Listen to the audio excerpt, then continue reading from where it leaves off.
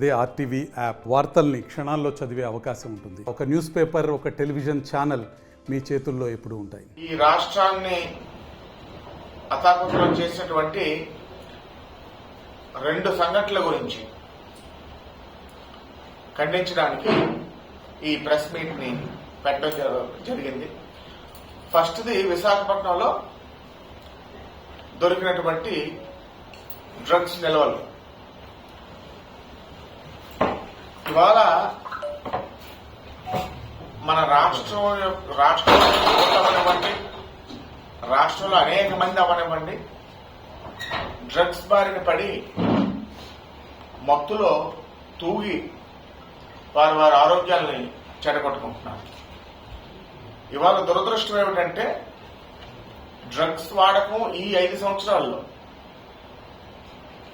Highest peak rate కి చేరుకోవడానికి ముఖ్యమైనటువంటి కారణం అధికార వైఎస్ఆర్ కాంగ్రెస్ పార్టీ నాయకులే ఈ డ్రగ్స్ సరఫరాని ఒక వ్యాపారంగా భావించి యువకులు, మన రాష్ట్రంలో ఉన్నటువంటి అల్పులు తాలూకా వీక్నెస్ ని ఒక వ్యాపారంగా క్యాష్ చేసుకుని ఇన్ని రోజుల వరకు కూడా ప్రజల జీవితాలతో, ప్రజల ఆరోగ్యాలతో ఆడుకున్నారు. ఇవాళ దురదృష్టం ఏమిటంటే ఇంత భారీ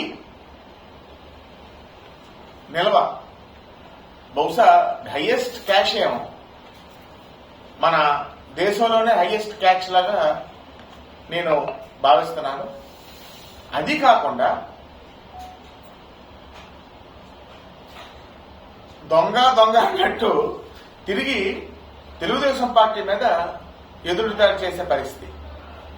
కేవలం వైఎస్ఆర్ కాంగ్రెస్ పార్టీ సానుభూతి పరులకు సంబంధించినటువంటి కంటైనర్లో దొరికినటువంటి ఆ డ్రగ్స్ ఏవైతే ఉన్నాయో దాన్ని తిరిగి తెలుగుదేశం పార్టీకి సంబంధం ఉన్నట్లుగా చూపించిన దొంగ అన్నట్లుగా పుచ్చకాయల దొంగని భుజాలు తడుకున్నాడు, అలాగా అన్నట్లుగా ఉంది.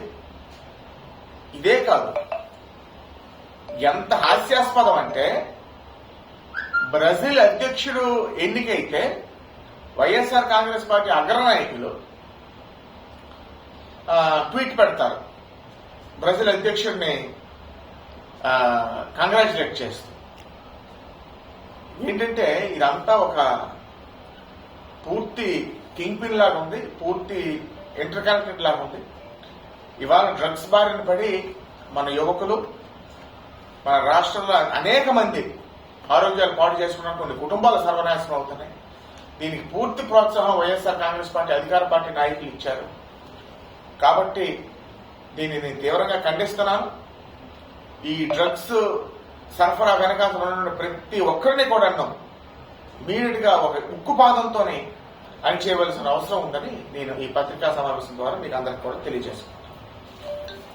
రెండో విషయం, కడప జిల్లా రాజంపేట నియోజకవర్గం ఒంటిమిట్ట మండలంలో ఒక పేద చేనేత కుటుంబం వైఎస్ఆర్ కాంగ్రెస్ పార్టీ నాయకుల యొక్క భూదాహంకి, దాష్టికానికి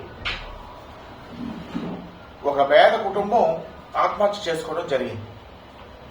ఇవాళ బీసీలకి మేము న్యాయం చేశాం, బీసీలు మా కుటుంబ సభ్యులు బీసీల గురించి అనేక ప్రగల్భాలు పలుకుతారు ఈ అధికార పార్టీ నాయకులు. అవన్నీ కూడా ప్రకటనలకే పరిమితం. ఇవాళ పేదలు, బీసీలు అవనివ్వండి, ఎస్సీలు అవనివ్వండి, నిరుపేదలు ఎవరైనా వీళ్ళు ధనదాహంకి, వీళ్ళు భూదాహంకి ఎవరు కూడా అతీతులు కాదు. వీళ్ళకి ఉచ్చునీచాలు లేవు. కేవలం ఈ ల్యాండ్ టైటిలింగ్ యాక్ట్ ఏదైతే తీసుకొచ్చారో ఇలాంటి భూదోపిడీకి పాల్పడవచ్చన్నటువంటి ఒక స్వార్థంతోనే ఈ ల్యాండ్ టైటిలింగ్ యాక్ట్ కూడా ఈ వైఎస్ఆర్ కాంగ్రెస్ పార్టీ ఈ రాష్ట్రంలో తీసుకురావడం జరిగింది. ఆ కుటుంబం యొక్క ఆత్మహత్యకి, ఆ కుటుంబం యొక్క పూర్తి కుటుంబం ఆత్మహత్య చేసుకోవడానికి కారణమైన ప్రతి ఒక్కరిని కూడాను కఠినంగా శిక్షించవలసిన అవసరం ఉంది. రాష్ట్ర ప్రజలందరూ కూడా ఆ పేద కుటుంబానికి అండగా ఉండి నిష్పక్షపాతంగా ఎంక్వైరీ జరిపించడమే కాకుండా ఆ బాధ్యుల్ని కఠినంగా శిక్షించాలని నేను తెలుగుదేశం పార్టీ తరఫున డిమాండ్ చేస్తాను. మరిన్ని వీడియోస్ కోసం ఛానల్ ని సబ్స్క్రైబ్ చేయండి, లేటెస్ట్ అప్డేట్స్ కోసం వాట్సాప్ ఛానల్ ని ఫాలో చేయండి అండ్ లింక్ డిస్క్రిప్షన్ లో ఉంది.